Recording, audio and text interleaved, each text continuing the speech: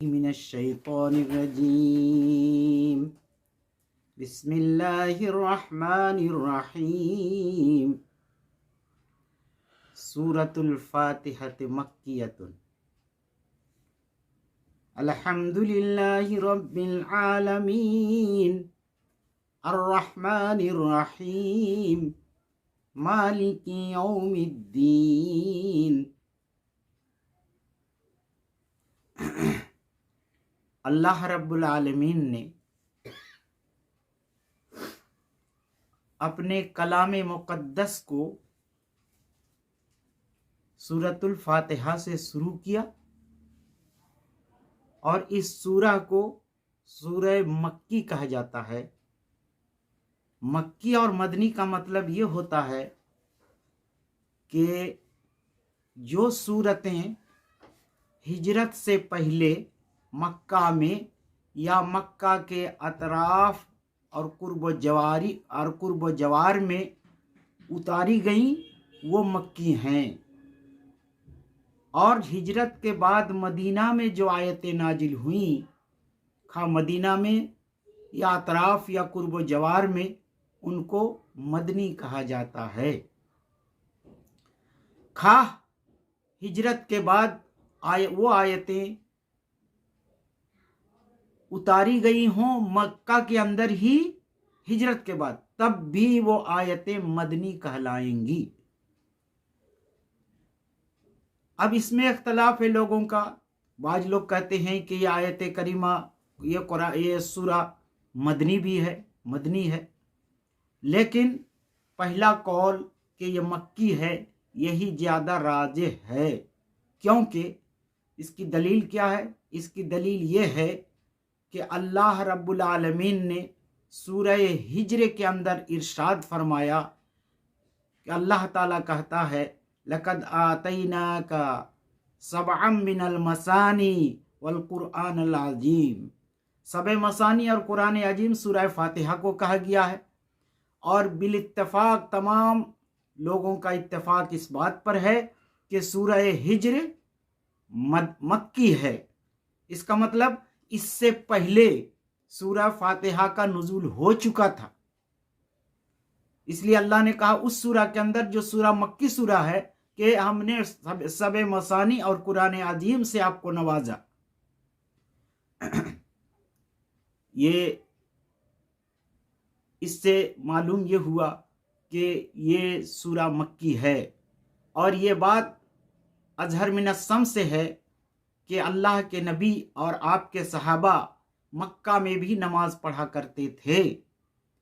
तो मालूम ये हुआ कि नमाज जब पढ़ा करते थे तो नमाज बेगैर सूरा फातिहा के नहीं होती। अल्लाह के नबी ने फरमाया, ला सलात लिमन लम यक़रा बिउम्मिल कुरान औ बिफातिहतिल किताब। इससे मालूम यह हुआ कि सूरा मक्की है। अलबत्ता इस सूरा को सबे मसानी भी कहा गया है, जैसा कि आपको अभी मालूम हुआ कि 7 बार दोहराई जाने वाली। तो सबे मसानी इसलिए बाज लोग कहते हैं कि एक मर्तबा इसका नुज़ूल मक्का में हुआ और दूसरी मर्तबा इसका नुज़ूल मदीना में हुआ। तो ये भी हो सकता है, मुमकिन है ऐसा हुआ हो। या इसको सबे मसानी इस वजह से भी कहा जाता है कि बार बार सूरा फातिहा की तिलावत नमाज में होती है। पहली रकात, फिर दूसरी रकात, तीसरी रकात, चौथी रकात, और हर एक इसको पढ़ता है। मुक्तदी भी पढ़ता है, इमाम भी पढ़ता है, मुनफरिद भी पढ़ता है, जमात के साथ भी पढ़ता है, अकेला पढ़ने वाला भी पढ़ता है। तो बार बार सूरा फातिहा की तिलावत होती है, इस वजह से इसको सबे मसानी कहा गया है। इस गुज़श्ता खिताब में मैंने कहा था कि सूरा फातिहा के बहुत सारे नाम हैं। कई नाम मैंने गिनाया था। उन नामों में से एक सबे मसानी भी है, एक कुरान अजीम भी है, एक शिफा भी है, एक रुकिया भी है, एक हमद भी है। तो बहुत सारे नाम हैं, और उसकी एक काफिया भी है, तो और उसकी अलग अलग तौजीह की गई है। उन वजाहतों की तरफ मैं नहीं जाता। सूरा फातिहा से मुताल्लिक एक फजीलत जो वारिद हुई है, सूरा फातिहा की कितनी बड़ी फजीलत है, इसको मैं आपके सामने एक हदीस रसूल की रोशनी में बयान करना चाहता हूँ। हजरत अबू सईद बयान फरमाते हैं कि मैं मस्जिद में नमाज पढ़ रहा था। इतने में अल्लाह के रसूल सल्लल्लाहु अलैहि वसल्लम ने मुझे पुकारा। मैंने सोचा कि नमाज से फरागत के बाद अल्लाह के रसूल के पास आऊंगा, इसलिए नबी को कोई जवाब नहीं दिया। जब नमाज पूरी किया तो अल्लाह के रसूल के पास मैं आया। अल्लाह के रसूल ने फरमाया कि जब मैंने तुमको पुकारा था तो तुम आए क्यों नहीं? कहा कि मैं नमाज पढ़ रहा था। मैंने कहा कि मैं नमाज पढ़ रहा था।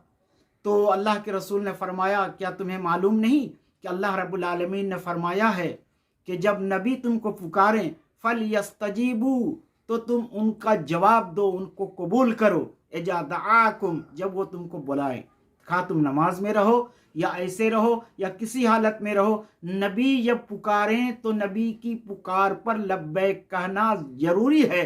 तुमको उस वक्त आना चाहिए था। कहा कि मैं तो नहीं। खैर, अल्लाह के नबी ने फरमाया, मस्जिद से निकलने से पहले पहले मैं तुमको एक ऐसी सूरा के बारे में बताऊंगा जो सबे मसानी और कुरान अजीम है, जो बहुत अजमत वाली सूरा है। उस सूरा के बारे में तुमको मैं बताऊंगा कि कौन सी सूरा है। सूरह अजीम, कुरान अजीम, सबे मसानी। फिर अल्लाह के रसूल इधर उधर गुफ्तगू में फंसे और थोड़ी देर के बाद जब निकलने लगे तो मेरे हाथ को भी पकड़ा। मैंने अल्लाह के रसूल को याद दिलाया कि अल्लाह के रसूल, आपने ये कहा है कि मस्जिद से निकलने से पहले पहले मैं आपको एक सूरा, ऐसी सूरा बताऊंगा जो बहुत अजमत वाली सूरा है, सूरह अजीम है और सब मसानी है। तो अल्लाह के नबी ने फरमाया, हाँ ठीक है। तो सुनो, सबसे अजमत वाली सूरा सूरह फातिहा है। इसको कुरान अजीम और सब मसानी कहा गया है। ये सूरा मैं दिया गया हूँ, ये कुरान के बराबर है। सूरह फातिहा ये कुरान के बराबर है। कहा यह सब मसानी है और कुरान अजीम है। दूसरी सूरतों के मुकाबले में इसकी बड़ी फजीलत है। तो मैं ये कह रहा था, इसके बाद मैंने अल्हम्दुलिल्लाह रब्बिल आलमीन अर्रहमान रहीम की मुख्तसर तफसीर आपके सामने की थी। अब आगे हम चलते हैं मालिक यौमिद्दीन। अल्लाह कहता है मालिक यौमिद्दीन। एक किरात मालिक के बजाय मलक यौमिद्दीन, मलक यौमिद्दीन। मालिक और मलिक, मालिक अलिफ के साथ, खड़ा के साथ मालिक, और एक है मलिक, मलिकी यौमिद्दीन और मालिक यौमिद्दीन। मालिक यौमिद्दीन, मालिक क़यामत के दिन का, मालिक बदला के दिन का मालिक। अल्लाह क़यामत के दिन का तन्हा मालिक। इस दुनिया में अल्लाह रब्बुल आलमीन ने किसी को किसी हैसियत से कुछ न कुछ इख्तियार दिया है। कोई कहीं, कोई किसी खित्ते का वजीर है, कहीं किसी इस मुल्क का कोई बादशाह है, और किसी को दौलत दे रखी है, बहुत सारे नौकर चाकर उसके मातहत में रहते हैं। तो दुनियावी एतबार से उनको कुछ ओहदा है, लेकिन सबका मालिक इस दुनिया में भी अल्लाह ही है, सबका मालिक। और आखिरत में तन्हा अल्लाह रब्बुल आलमीन ही मालिक होगा। जैसा कि अल्लाह रब्बुल आलमीन ने कुरान करीम के अंदर इरशाद फरमाया है। अल्लाह कहेगा मैदान महशर में, जब सारे लोग वहां जमा होंगे, कहेगा अल्लाह पुकार करके, लेमनिल मुल्कल यौम, आज बादशाहत किनकी है, आज मिल्कियत किनकी है, आज मालिक कौन है? कहीं से कोई जवाब नहीं आएगा। किसाई साई की आवाज होगी, कुछ जवाब किसी को देना नहीं, कोई जवाब देने की अहलियत नहीं रखेगा, जवाब देने की ताकत नहीं रखेगा। अल्लाह कहेगा ऐनल मुतकब्बिरून, तकब्बुर करने वाले कहाँ हैं? ऐनल जब्बारून, जुल्म ज्यादती करने वाले कहाँ हैं? अल किब्रिया रिदाई, तकब्बुर मेरी चादर है, मुझे ही ज़ेब देता है। तुम दुनिया में मुतकब्बिर थे, तुम दुनिया में जुल्म ज्यादती ढाया करते थे, वो तेरे लिए ज़ेब नहीं देता। जब अल्लाह बार बार ये कहेगा लिमनिल मुल्कल यौम, आज बादशाहत किनकी है, आज मालिक कौन है, तब फिर कोई जवाब नहीं आएगा। तो अल्लाह कहेगा लिल्लाहिल वाहिदिल क़ह्हार, सिर्फ एक जबरदस्त अल्लाह की मिल्कियत है, सिर्फ एक जबरदस्त अल्लाह ही मालिक है, बिला शिरकते गैरे, मेरा कोई शरीक नहीं। मैं तन्हा अल्लाह हूँ, मैं तन्हा मालिक हूँ, मेरे अलावा कोई नहीं। और दूसरी आयत में अल्लाह रब्बुल आलमीन ने फरमाया यौम ला तमलिकु नफ्सुन लिनफ्सिन शैआ, वल अम्रु यौमइज़िन लिल्लाह, उस दिन कोई किसी का मालिक नहीं होगा, किसी को किसी पर कोई इख्तियार नहीं होगा। सारा इख्तियार, सारा मालिकानापन सिर्फ अल्लाह रब्बुल आलमीन ही को होगा।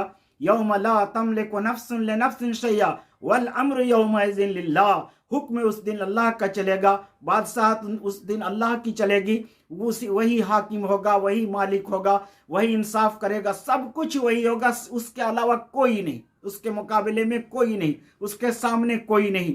तो ये अल्लाह रब्बुल आलमीन ने कहा मालिकी यौमिद्दीन, मालिक क़यामत के दिन का, क़यामत का दिन, यौमुद्दीन, यौम वाहिद है, इसकी जमा अय्याम आती है, इसके माना दिन किया जाता है। अद्दीन, दीन माना होता है बदला, बदला के दिन का मालिक, यौमिद्दीन, बदला के दिन का मालिक, बदला का दिन, जजा का दिन, वो बदला का दिन होगा। यूं तो इस दुनिया में मुकाफात अमल जारी है, मुकाफात अमल जारी है। अल्लाह रब्बुल आलमीन कोई खता करता है, कोई बंदा खता करता है तो अल्लाह रब्बुल आलमीन उसको इस दुनिया में भी बदला दे देता है, और किसी को बदला नहीं देता। जिसको यहाँ उसका बदला देता है उसको मुकाफात अमल कहा जाता है, कि उसका बदला दुनिया में उसको मिल गया।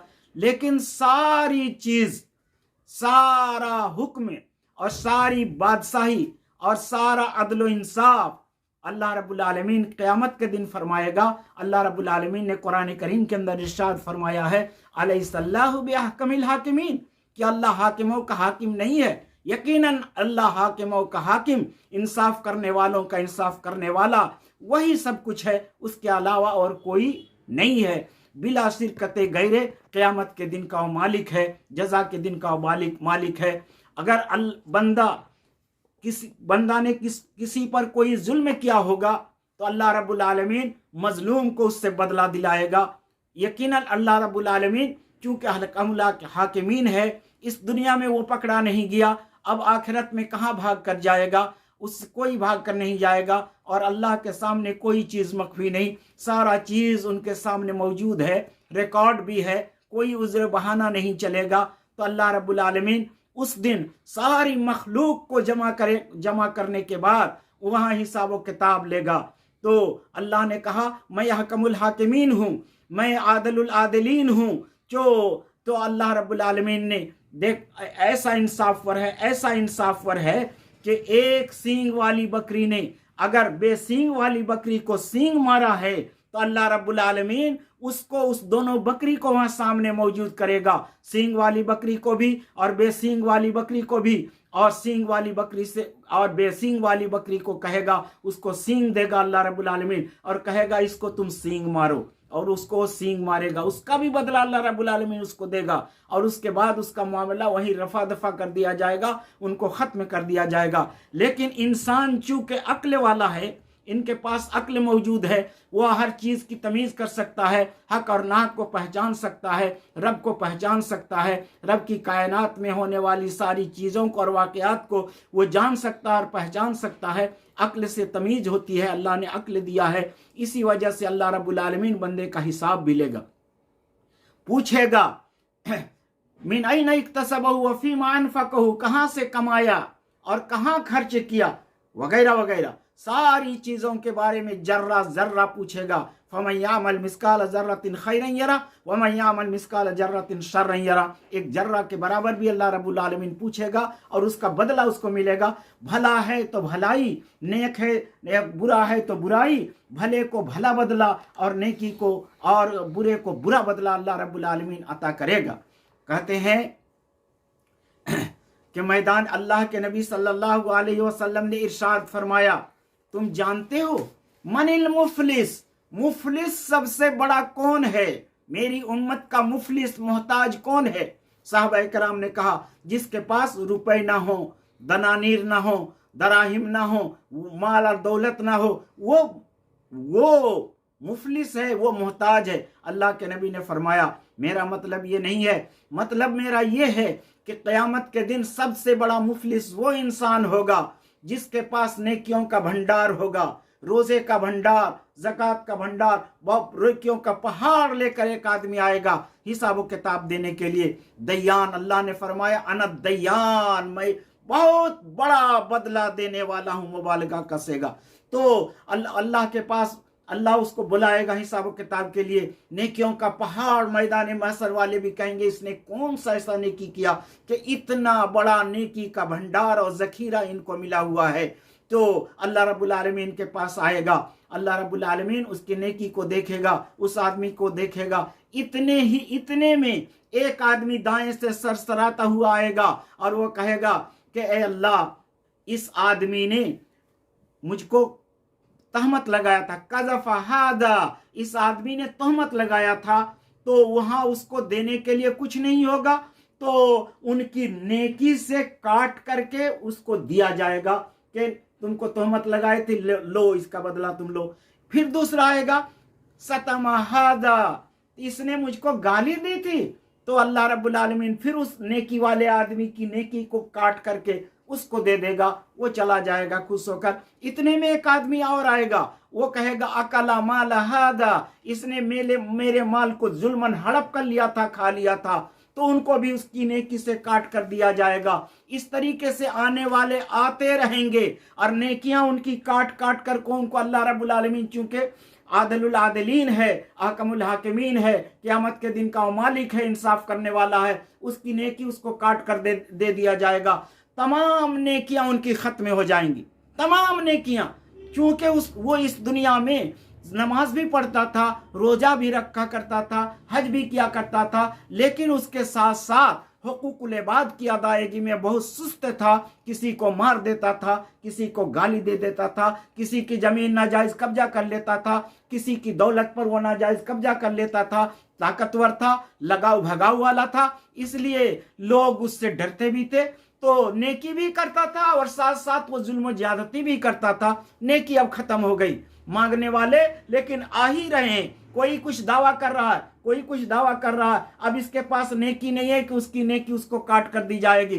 चुनांचे ऐसा होगा कि आने वाले आदमी का जो गुनाह होगा उस पर दावा करने वाले, उस दावा करने वाले मजलूम का जो दावा होगा, उसके पास जो गुनाह होगा, वो गुनाह इस आदमी को जो नेकी वाला था इसको दे दिया जाएगा। तोरे हद खताया हो, उनके गुनाह इनको डाल दिए जाएंगे, फिर दूसरे को भी, तीसरे को भी उनका गुनाह इस पर डाल दिया जाएगा। देखते देखते वो इंसान जो नेकियों का भंडार लेकर आया था, अब गुनाहों का भंडार उनके पास मौजूद हो चुका है। तो अल्लाह रब्बुल आलमीन इंसाफ वाला है, वह इंसाफ करेगा। जजा और बदला अल्लाह रब्बुल आलमीन वहां हर एक इंसान को देगा, राई राई देखेगा, जर्रा जर्रा देखेगा। और हदीस में आया है, मन्नू कैसा उस देबा, जो कुरीद कुरीद का हिसाब लिया जाएगा उसको अजाब दिया जाएगा। अल्लाह रब्बुल आलमीन से इसलिए दुआ करनी चाहिए, ए अल्लाह तू मालिक यौमिद्दीन है, क़यामत के दिन का तू मालिक है, तेरे अलावा कोई बादशाह नहीं, तेरा ही फैसला वहां चलेगा, किसी की का कोई उज़्र बहाना वहां नहीं चलेगा। चुनांचे अल्लाह से दुआ करनी चाहिए कि अल्लाह उस दिन हमको हिफाजत रखना, अपने साये में जगह देना और महफूज रखना, ताकि हम तेरी रजा के हकदार बन जाएं, ताकि हम जन्नत के हकदार बन जाएं, ताकि जहन्नम से हम बच जाए। अल्लाह रब्बुल आलमीन मैदान महशर में जब सारे लोगों को जमा करेगा और तो वहाँ कोई साया नहीं होगा, सिर्फ 7 किस्म के लोगों का साया होगा। उनमें से इमामुन आदिलुन वसाबुन नसाफी इबादत रब्बिही व रजुलुन कल्बुहु मुअल्लकुम बिल मसाजिद और रजुलान तहाब्बा फिल्लाह इज्तमा अलैहि व तफर्रका अलैहि व रजुलुन दाअतहु इम्रातुन ज़ात मनसबिन व जमाल फक़ाला इन्नी अख़ाफ़ुल्लाह व रजुलुन तसद्दक़ बियमीनिही फ़अख़फ़ा अन यमीनिही व रजुलुन ज़करल्लाह ख़ालियन फ़फ़ाज़त ऐनाहु। ये बुखारी की हदीस है, मुस्लिम शरीफ की हदीस है। उस दिन ये 7 किस्म के लोग सिर्फ अर्श इलाही के साया तले जगह पाएंगे। तो जजा के दिन अल्लाह रब्बुल आलमीन बहुत गजब में होगा। नबियों को भी चूं करने की जुरात नहीं होगी, कोई अल्लाह रब्बुल आलमीन से सिफारिश करने की ताकत नहीं रहेगा। हजरत आदम अलैहिस्सलाम भी बात नहीं कर सकेंगे, हजरत इब्राहिम खलीलुल्लाह भी बात नहीं कर सकेंगे, हजरत मूसा कलीमुल्लाह भी कुछ नहीं कह सकेंगे, हजरत ईसा रूहुल्लाह भी कुछ नहीं कह सकेंगे। अगर कुछ कहने की इजाजत होगी तो हमारे नबी जनाब मोहम्मद रसूलुल्लाह सल्लल्लाहु अलैहि वसल्लम की कहने की इजाजत होगी। तमाम नबी यही कहेंगे कि आज अल्लाह रब्बुल आलमीन बड़े गजब में हैं, हम उनसे कुछ नहीं कह सकते, उनके सामने कुछ चूक नहीं कर सकते, कुछ सिफारिश नहीं कर सकते। हमारे नबी सल्लल्लाहु अलैहि वसल्लम सिर्फ अल्लाह की इजाजत से सिफारिश कर सकेंगे। तो मेरे भाइयों, मैंने ये कहा कि अल्लाह रब्बुल आलमीन ने जो सूरह फातिहा हमको दिया है, बड़ी अच्छी सूरह दिया है, इसको हम रोजाना पढ़ते हैं, लेकिन इसके माना और मतलब पर हम गौर नहीं करते, इसके तफासिर पर हम गौर नहीं करते। ये मुख्तसर मालिक यौमिद्दीन की तफसीर मैंने आपके सामने की। अल्हम्दुलिल्लाह रब्बिल आलमीन अर्रहमानिर रहीम मालिक यौमिद्दीन। इसके बाद आगे का मरहला आता है इय्याका नअबुदु व इय्याका नस्तईन, हम खासकर तेरी ही इबादत करते हैं और तुझ ही से मदद मांगते हैं। ये लफ्ज हो सकता था अरबी कायदे के लिहाज से नाबुदु का व नस्तईनो का, हम तेरी इबादत करते हैं और तेरी मदद चाहते हैं, लेकिन अल्लाह ने मफूल बिही को मुकद्दम किया, इय्याका का ज़मीर को पहले लाया, मफूल बिही, ये इससे इख्तिसास पैदा हुआ। मतलब ये हुआ इय्याका नअबुदु, हम तेरी ही इबादत करते हैं, व इय्याका नस्तईन, हम और सिर्फ हम तुझ ही से मदद मांगते हैं। अगर कोई इसका तर्जुमा करेगा हम तेरी इबादत करते हैं, हम तुझसे मदद मांगते हैं, तो इंतहाई गलत होगा, वो अरबी कायदे से नावाकिफ इंसान होगा। अरबी कायदे का तकाजा ये है कि इय्याका नअबुदु मफूल बिही को जब मुकद्दम किया तो उससे इख्तिसास जो पैदा हुआ, तो खुसूसियत के साथ इबादत सिर्फ अल्लाह की होगी और इस्तिआनत सिर्फ अल्लाह से होगी, मदद अल्लाह से मांगी जाएगी, इबादत सिर्फ अल्लाह की होगी। इबादत हम तेरी ही इबादत करते हैं, इससे मालूम यह हुआ कि सिर्फ अल्लाह की इबादत की जाएगी। ये हजर सजर मूर्ति, पीर फकीर, कबर, मजार, ये सारी चीज़ों की इबादत से अल्लाह रब्बुल आलमीन ने मना कर दिया कि हम तेरी ही इबादत करते हैं, माँ सिवा की इबादत खत्म हो गई। उससे अल्लाह रब्बुल आलमीन ने इंसान को मुनक़ता कर दिया कि नहीं, इबादत होगी तो मेरी होगी, किसी देवी की, किसी देवता की, किसी मूर्ति की, किसी दरख्त की, किसी पहाड़ की, किसी नदी की, किसी नाले की, सूरज की, चांद की, आसमान की, कब्र में रहने वाले मुर्दों की, किसी पीर की, किसी फकीर की, किसी वली की, किसी मजार नहीं, पूजा नहीं होगी। पूजा होगी तो सिर्फ अल्लाह की, इबादत होगी तो सिर्फ अल्लाह की। इबादत कहते किसको है? इबादत कहते इसको है कि निहायत आजिज़ी, नहायत तजल्लुल, नहायत खाकसारी, नहायत फरोतनी के साथ किसी के सामने खुशू खुजू का इजहार करना, ये इबादत है। और अल्लाह और इब्न कसीर और बाज उलमा ने ये कहा है कि खुशू खुजू के साथ साथ खौफ भी हो इबादत के अंदर, कि अल्लाह से डरते हुए इबादत किया जाए। अगर ये इबादत आदमी किसी और के लिए करे, किसी और के मजार में जाकर माथा टेके, किसी और के दरगाह में जाकर के फरियाद उनसे करे, तो गोया उनकी वो इबादत कर रहा है, तो अल्लाह रब्बुल आलमीन उससे नाराज होगा। इबादत सिर्फ अल्लाह की होगी और अल्लाह से ही मदद मांगी जाएगी। बहुत से लोग ये कहते हैं नस्तईन, मदद मांगते हैं, तो हम तो दुनिया में ड्राइवर से मदद मांगते हैं कि हमको ले चलो, बाजार ले चलो, ड्राइवर से मदद मांगते हैं, यकीन कराते हैं। वो मा फौकुल असबाब और मा तहतल असबाब में फ़र्क नहीं करते। वो यकीन दिलाते हैं कि देखो, ड्राइवर से हम मदद मांग सकते हैं, बीवी से पानी मांगते हैं, बीवी से खाना मांगते हैं, बीवी से कपड़ा साफ करने को कहते हैं तो उससे मदद मांगते हैं, उससे मदद मांग रहे हैं। तो कहते हैं कि देखिए, इनसे जब मदद मांगते हैं तो औलिया अल्लाह से जो कब्र में मदफून है, मज़ारों में मदफून है, हम उनसे क्यों नहीं मदद मांगेंगे? इनसे मदद मांग सकते हैं तो उनसे भी मदद मांगेंगे। ये इंतहाई घटिया हरकत है और इंतहाई घटिया बात है, शिर्क शरई। और ये यह शिर्क सरी से, इस इस्तिआनत से, जो जाहिरी तौर से आदमी से मदद मांगता है, ये तो हर एक मोहताज है एक दूसरे का। ये निज़ाम ही अल्लाह रब्बुल आलमीन ने ऐसा बनाया है, इस कायनात को भी अल्लाह रब्बुल आलमीन ने इस तरह से बनाया है कि एक दूसरे से वो मदद मांगता है। हत्ता के अंबिया इकराम भी एक दूसरे से मदद मांगा करते थे। अल्लाह रब्बुल आलमीन ने सूरह सफ के अंदर बयान फरमाया, मन अंसारी इलल्लाह। हजरत ईसा अलैहिस्सलाम ने कहा, मन अंसारी इलल्लाह, मेरी मदद कौन करेगा। हजरत ईसा अलैहिस्सलाम ने दूसरे से मदद मांगा और अल्लाह रब्बुल आलमीन ने ईमान वालों की सिफत ये बयान फरमाई है, ताअवनु अलल बिर्रि वत्तक़वा वला ताअवनु अलल इस्मि वल उद्वान। तुम भलाई की काम में एक दूसरे की मदद करो, खराब काम में एक दूसरे की मदद न करो। तो एक दूसरे से मदद करना और एक दूसरे से मदद न करना, गोया एक दूसरे की मदद की उनको जरूरत महसूस होती है और इसका हुक्म भी दिया गया है। तो शरई शिर्क से इसका कोई मतलब नहीं, ये तो मा तहतल असबाब है, ये इसको मा तहतल असबाब कहा जाता है, ऐसा किया जा सकता है। लेकिन ये सिर्क ये है कि मा फौकल असबाब। क्या मतलब इसका? मा फौकल असबाब का मतलब होता है कि आदमी जाहिरन जिस चीज की मदद ना कर सके उसको पुकारना, उससे मदद मांगना। मसलन कब्र में मदफून आदमी से मदद मांगना कि ये हमारी बात को सुनते हैं, हमारी फरियाद को सुनते हैं, ये हम मुश्किल कुशा हैं, दूर और दराज से हमारी बात को ये सुनते हैं। तो माफौकल असबाब ये हुआ, माफौकल असबाब के तहत किसी से मदद मांगना ये शिर्क है और इससे अल्लाह रब्बुल आलमीन ने इससे मना फरमाया है।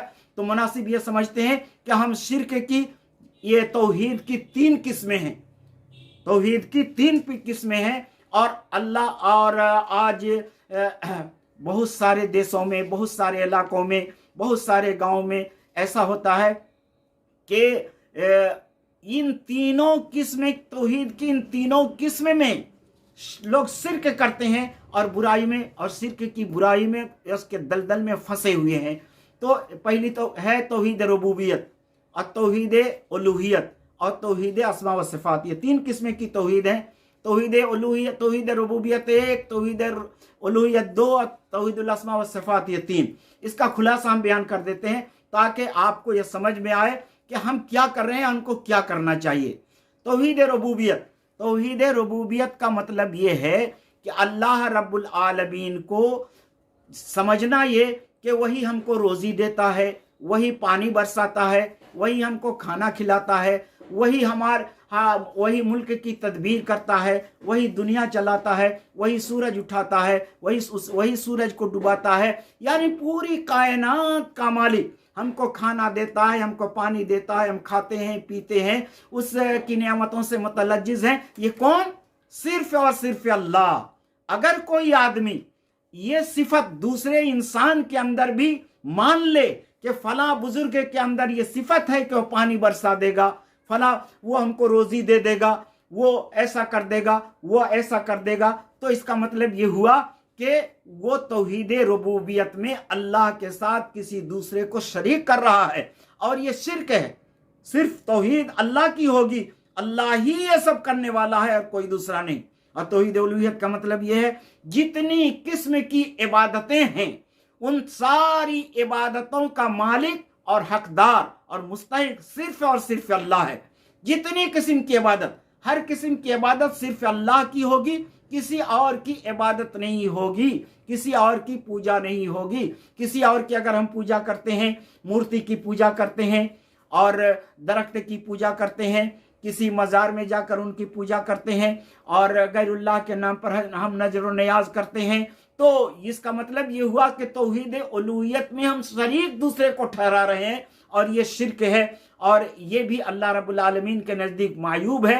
तौहीद उलूहियत में इबादत का मालिक सिर्फ अल्लाह, कोई दूसरा नहीं। अगर कोई अल्लाह की तरह किसी और को अल्लाह समझ करके इबादत कर रहा है तो वह शिर्क सरीह कर रहा है, जो ममनू है। और तीसरी तौहीद है तौहीदुल अस्मा व सिफात। तौहीदुल अस्मा व सिफात का मतलब यह है कि अल्लाह का, मैंने कहा था कि मैं अल्लाह का अपना एक जाती नाम है, उसका नाम अल्लाह है। इसके अलावा बहुत सारे नाम अल्लाह के हैं, रहमान, रहमान, अल रहीम, अल मालिक, अल कुद्दूस, अस्सलाम, अल मोमिन, अल मुहैमिन। इस तरीके से 99 और 99 से भी ज़्यादा नाम अल्लाह के सिफाती नाम है। अल्लाह के ये सिफाती नाम है। और रहमान का मतलब ये होता है कि रहम करने वाला, रऊफ का मतलब होता है मेहरबान, मालिक का मतलब होता है अल्लाह मालिक है, कुद्दूस का मतलब है कि अल्लाह पाक है। तो ये सिफाती नाम हैं जो अल्लाह ही के लिए ये सिफात जेब देते हैं। ये तमाम सिफती नाम जो अल्लाह के लिए हैं, अगर ये सिफतें कोई इंसान किसी दूसरे इंसान के लिए बावर कराता है या दूसरे इंसान के अंदर ये कहता है कि इसके अंदर भी ये सिफत मौजूद है, तो वो शिर्क कर रहा। उन नामों में जो अल्लाह रब्बुल आलमीन ने कहा है कि ये सिफत हमारी है, ये सिफत हमारी है, रहमान की सिफत, रहीम की सिफत, मिल्कियत की सिफत, कुद्दूसियत की सिफत, ये सारी सिफातें हम सिर्फ और सिर्फ हमारी हैं। अगर कोई इन सिफतों को दूसरे इंसान के अंदर भी कहना चाहता है और करना चाहता है कि इनके अंदर भी ये खूबी है, तो वो अल्लाह के साथ शरीक कर रहा है। और इन तीनों अल्लाह के साथ शरीक कर रहा है, जो मायूब है और वो इंसान मातूब है। तो अल्लाह रब्बुल आलमीन ने, मैंने ये कहा कि मालिक यौमिद्दीन, क़यामत के दिन का मालिक सिर्फ अल्लाह, और जज़ा के दिन का मालिक सिर्फ अल्लाह, और इय्याका नअबुदु व इय्याका नस्तईन, ए अल्लाह हम तेरी ही इबादत करते हैं और तुझ ही से मदद मांगते हैं। अल्लाह से मैं दुआ गो हूँ कि परवरदिगार आलम हमको तौहीद उलूहियत, तौहीद रुबूबियत, तौहीदुल अस्मा व सिफ़ात समझने की तौफीक अता फरमाए। गैरों के सामने माथा टेकने, दूसरों के सामने दस्ते सवाल दराज करने और दूसरों को फरियाद सुनने और आलिमुल गैब मानने, गैब के जानने वाला मानने, और इस तरह के जो सिफ़ात अल्लाह रब्बुल आलमीन के लिए मखसूस है, दूसरे बंदों को के अंदर वो सिफत मानने से अल्लाह हमके तू बचाए रख। और खुसूसियत के साथ तुझी से मदद मांगने और तुझी से तेरी ही इबादत करने की हमें तौफीक अता फरमा। वाखिर दावाना अनिल हम्दुलिल्लाह।